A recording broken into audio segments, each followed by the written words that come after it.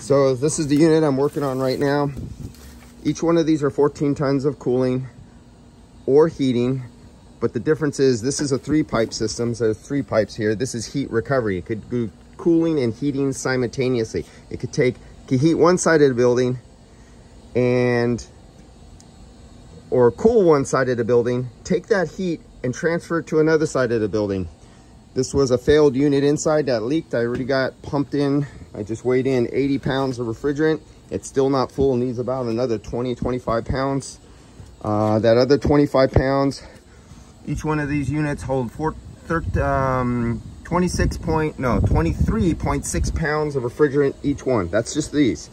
Then each air handler inside takes 2.2 pounds.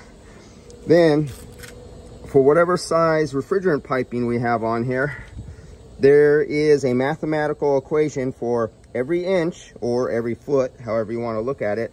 There's a certain weight of refrigerant. So if you look at the diameter of this 5-inch or 3/4-inch pipe, let's say you have about 1 pound of refrigerant. In a little 1 pound can, if you stuck in here, you almost have a pound. Well, how many feet?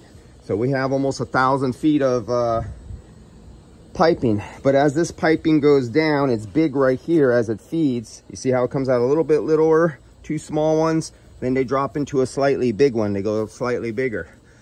And then as it goes down and feeds out, it starts getting smaller as it goes in. Then when it gets into smaller pipes, all the way down to 3/8, it goes less and less. So in all this piping, maybe another 20, 25, 35 pounds. We have to do the adder on that. There's a formula for that. And that is what's going on right now. And I got to get back inside because that's this little doohickey here. All right, guys, I'll see you later. I got to get back to work.